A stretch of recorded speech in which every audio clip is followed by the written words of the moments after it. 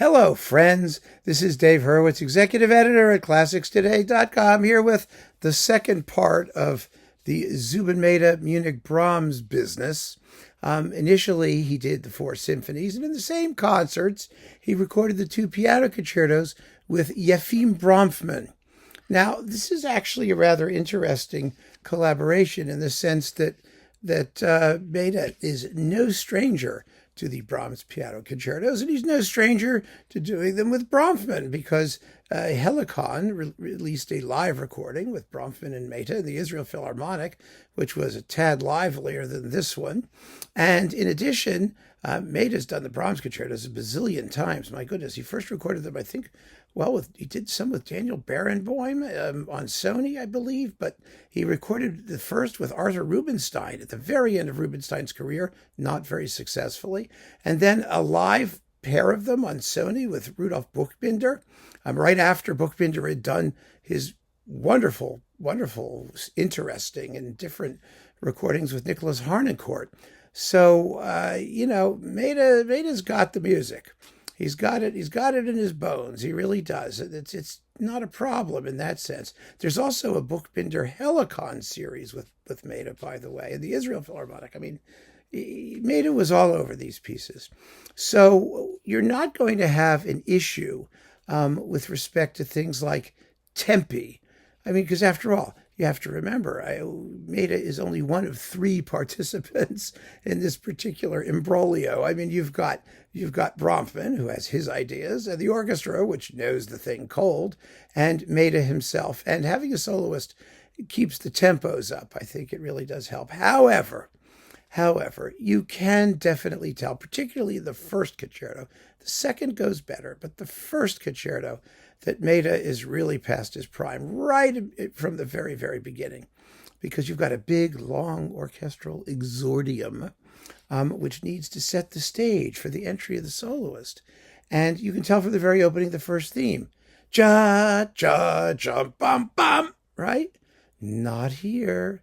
It's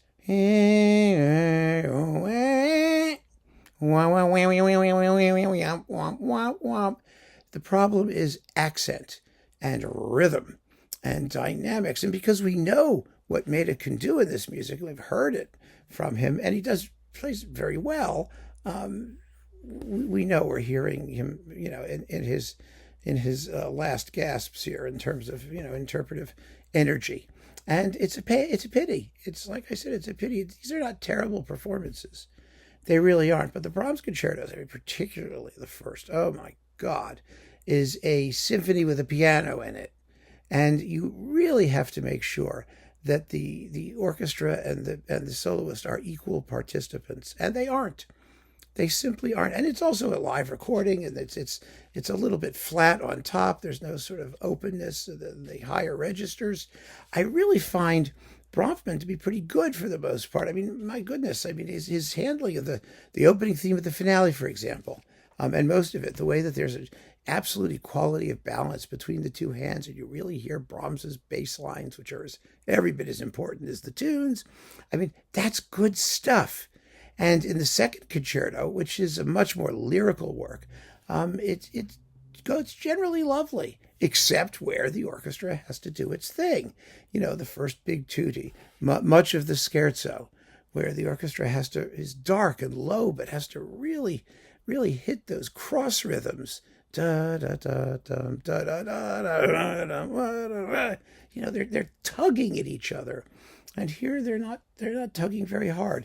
The slow movements are lovely, and they're not too slow. Mehta knows how the music is supposed to go. It's just that the mind is willing, but the flesh is weak, or whatever, however the phrase goes. They're just not equal partnerships. I can imagine that people who saw these performances live would have had an enjoyable evening, because they're not, embarrassing in any particular way, but they should not have been released. There's no reason. I understand the Munich Philharmonic is commemorating its relationship with Zubin Mehta, and there's all these other non-musical reasons. to capture this stuff and release it. But the truth of the matter is, you've got these artists doing this music, although Bronfman still has to do a great Brahms cycle. I mean, we're waiting. We're waiting. But Mehta, my goodness, you've got him doing these pieces over and over again, usually better. And so there's just no excuse to put out average, let's just say, average performances of two of the most difficult and frequently recorded piano concertos in the entire repertoire. I know you can get great ones. I mean, you can get Buchbinder and Harnoncourt. You can get, Nelson Freire and Chailly. You can get Rubinstein. You can get, Richter. You can get, we've been through this, haven't we? You can get George Sell in the first concerto with anybody, with Serkin, with Fleischer, with Curzon. We've been through this over and over and over again.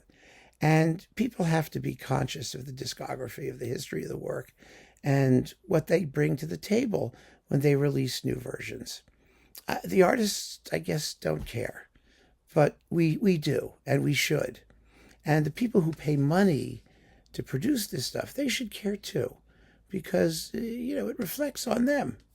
But, I mean, I'm being silly. What do they care? It's all irrelevant, isn't it? They had it. They did it. They had the money. They could do it. So we're here, and here it is, and you can ignore it. Keep on listening, friends. Thanks for joining me. Take care.